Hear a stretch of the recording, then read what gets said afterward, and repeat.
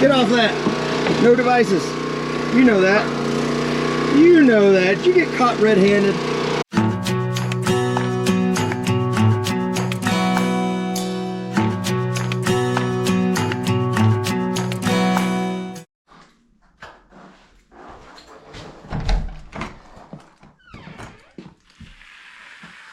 Welcome to the jungle. We've got fun and games.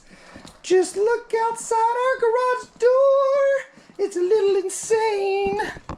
Yeah, we gotta clean this up. Yes. Family Wood Day. All right, another day. Today is Family Wood Day. So, we've got a ton. We made a ton of progress this year clearing our property, as well as partnering up with some local arborists and tree services that would dump their trees on our property, and saves them a lot of money in dump fees, and also it benefits us to be able to have heat for our house with the boiler. So I'm gonna start moving some of these. We gotta load them down. We gotta take them down to where they drop down near the barn. So I will keep y'all posted. I'll start this back again once I get everything tidied up.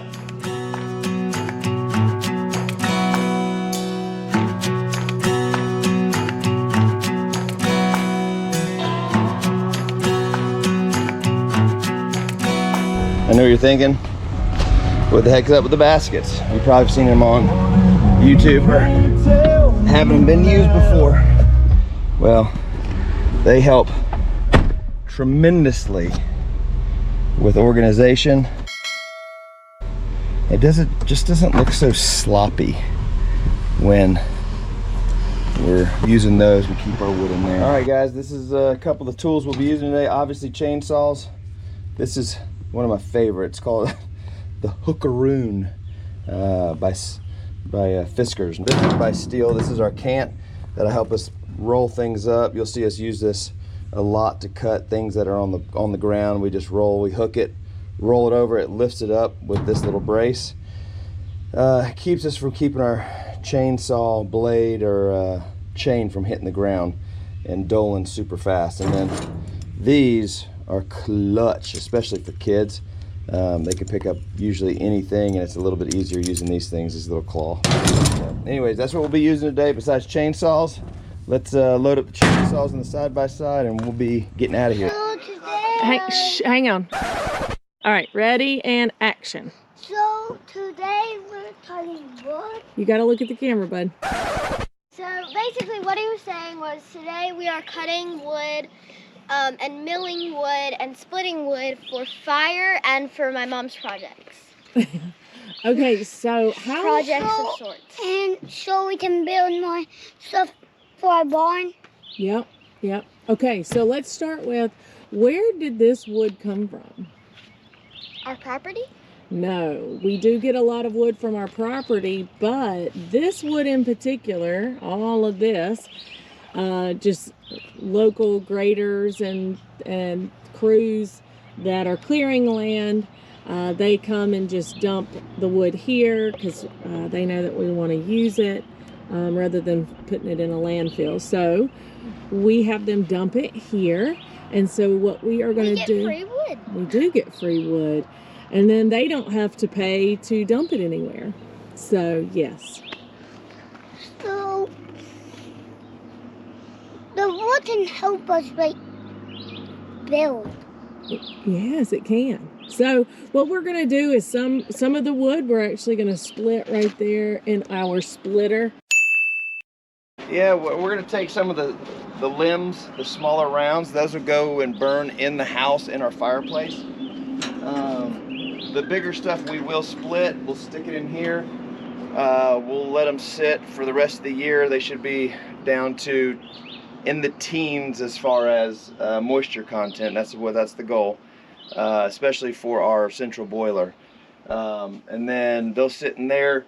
Each basket lasts, in the coldest of winter, lasts us about a week to 2 weeks, just depending on how efficient or how much demand we have on it. And we're located in the western side of North Carolina, not far away, the foothills. Correct. We're not in the super high country, but we're not in the flatlands either. So, but that's what we'll be doing. These are a lot easier to move. So I usually have to move one. We'll stock up underneath the pavilion that the boiler's under for the year, or for the first half of winter, and then for the second half we'll take everything we have down here, or sometimes I'll put it behind the barn just to roast in the sun where it gets the most sunlight, and then I'll move everything back over. I'll move those out, move these in, and that'll finish the winter for us typically. We do hot water and forced air in our unit, so it saves us about $2,500 to $2,800 a year in propane. Now we just don't by run using hours this. all year though. No, we don't. But just in the winter, so that's $2,500 to $2,800. I mean, depending on how cold it is, maybe I could even push maybe a $3,000 a year, depending on, like, we had some really cold spells. We had a really long winter this year where we're at. So, you know, that boiler will pay itself off probably in 7 to 8 years, and it's a 25-year warranty. So we'll get hopefully twice over in savings on that. The real wood is for a fire, and the big wood, like Dad said, the big wood is going in there, and we don't put it something else that Mike is going to let me try out this year is some of these big pieces. See these nice big rounds like that? What we would like to do is we'd like to get some discs out of some of these big ones and maybe sell those, or just see what we can do with some of these really, really big ones. And so I've tried to disc wood before, and the problem is if you disc it when it's wet, it just ends up cracking and splitting on you. So we're going to see if we can just let some of these big ones dry out, and then maybe we'll be able to, you know, sell them to people who are making things. I don't know how the pine will do, but we have the pine, so we're going to give it a try. The other thing that you'll see is this is a nice big straight poplar log, got a decent diameter. Yes, Wyatt? So, a ton wood for some, so we can get warmed up. What is that? What is that? No, can we see? It's on your chest. Hold on. Got him. Oh. Got him. Something. But this poplar. I'm still. Oh, you're still talking. Okay. So we're using this wood so we can get warm when it's winter. That's right. Yeah. And When it's snowing. Yep. So this poplar is this is a common tree in this area. We like it because it's nice and straight. So we're gonna save some of these straighter, longer, thicker poplar trees to run through the sawmill, because we'd like to use it for some building projects. So we're gonna do that. We've had pretty decent luck with the poplar trees and the sawmill. So everybody seems to have their own brand with chainsaws, and mine is Steel. I've never had any issues with them. Everyone, you know, around here it's Steel or Husqvarna. I guess Echo's making a pretty big comeback, but I think that just might be because of availability. But we got a lot of good guys that can work on these things if something goes wrong. But I've never had anything go wrong. Things I have had go wrong was just my lack of maintenance. I'm not a maintenance guy,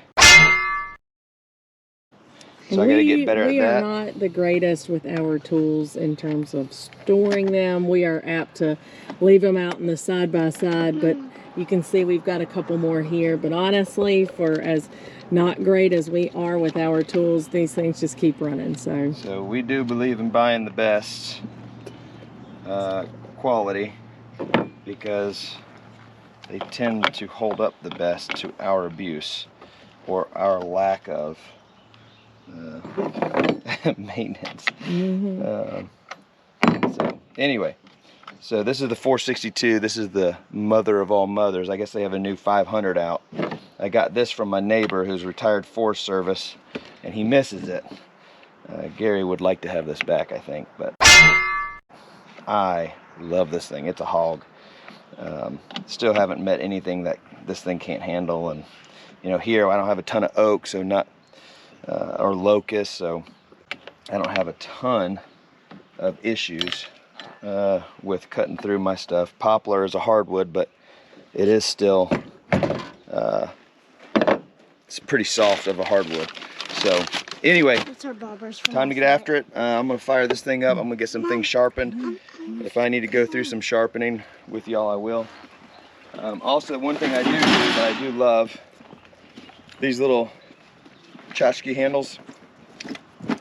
I take these and I connect them to the back of whatever saw it goes to, so I know everything I need for that. Has its wedges, it's a little hammer, an extra blade. Whatever happens, I have it attached to it. So just so y'all know, that's a sweet little life hack for chainsaws. So Yes. all right, we're gonna get going.